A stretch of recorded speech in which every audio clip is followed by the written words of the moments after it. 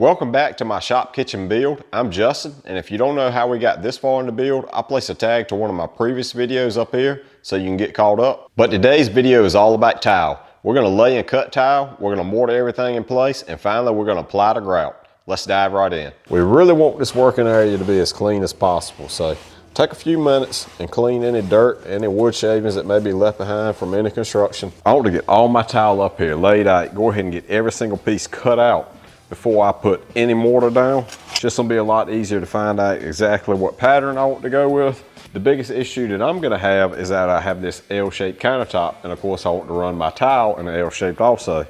So I really need to take a minute and figure out how everything's gonna line up here, because this is gonna take some trial and error to get it looking as good as I possibly can.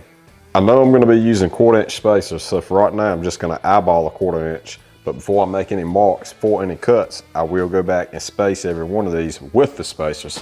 These are my spacers. You can get these in different sizes. These are 1/4 inch. They're actually designed to fit in here just like this.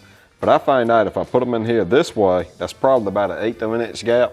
Then 3 tiles will fit perfectly against this wall. And I'm not gonna have to rip the one that goes against the wall. If I have to rip every one of them, that's gonna be a lot of work. This is gonna save me a lot of headache. With this piece of tile very flush with my front, I want to be sure that this next tile is perfectly in line. It's important to consider overlap with these large tiles. You can't overlap at the halfway point of each tile like you would usually see done with bricks. You must not overlap much over 30% or you run the risk of lippage, which is basically the edge of the tile breaking free from the mortar and standing prior to the other tiles. I chose to overlap mine so they meet perfectly at that L in my countertop. This is about 30 to 33% overlap. If you discovered you have broken tiles, as I did, just strategically place them somewhere you know you're gonna cut the damaged edge anyway. I don't have a real tile saw. I have like a tile cutter, which I'm gonna show you in a minute. So it's gonna be difficult for me to cut out around the sink. So I'm gonna cheat a little bit. What I'm gonna do, I'm gonna use some of these pieces that I have that are broke, and I'm gonna put them up here, and I'm gonna cross cut this piece right at the sink. And then I'll do some rip cuts down this way. So I will have a seam here. And the sink is kind of gonna hide it. You're never gonna know what happened unless you're really looking for it anyway.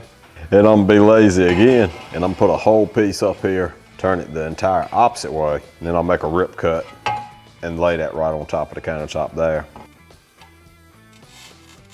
My long tile cutter worked great for the rip cuts and cross cuts. This saw was rated for 30-inch pieces, but my tiles were only 24 inches long. The key to using one of these is to score in one single pass using medium pressure and by pushing the lever, not pulling it. Be sure you score all the way across the face, then use the lever to break the tiles. I picked mine up from Lowe's, but I'll link one similar to this below.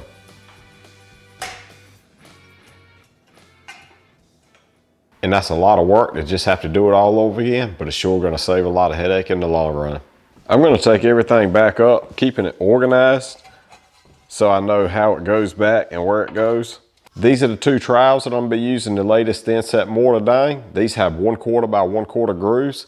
Generally your bag is gonna tell you what size trowel you need to use, and this is what my bag calls for. I'm using floor tile mortar. This is a thin set mortar. A paint and mortar mixer for your drill is gonna be your best friend here. I have one linked below. I used one mortar to mix mine. You want a thick but spreadable consistency. It's always best to go light on the water at first, and you can just add more if you need it. I just dump a large amount out and start to spread it around.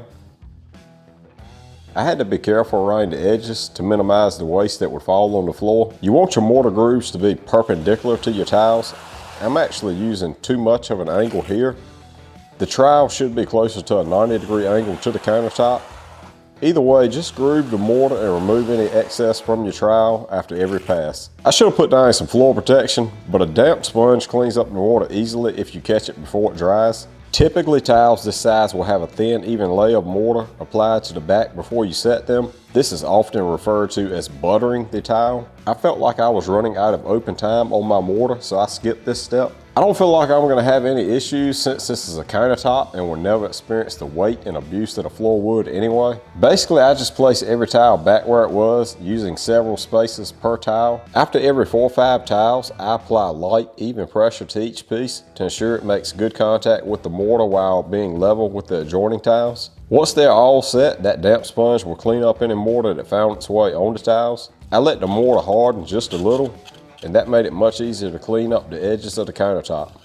The next day I mixed my grate in a small container that I can get my entire grate flowed in. As with the mortar, go easy on the water until you get that thick but spreadable consistency. I just lay out a bunch of cow patties and begin to spread with my float. Work the grate in from different directions. A little finesse next to the wall is needed to avoid getting any grout on my backsplash. Once it is in the grooves good, begin removing the excess by running the float across the tiles at about a 45-degree angle. Keep wiping the excess grate off on the edge of your container. After about 30 minutes, I check to be sure the grate does not stick to my finger, and I begin cleanup with a damp sponge using very light pressure. I repeat this process after the grate haze is over again. Final cleanup begins when I can no longer dent the grate with my finger and firm pressure. This time I use a microfiber cloth and I can apply more pressure. This gets the tiles looking new again.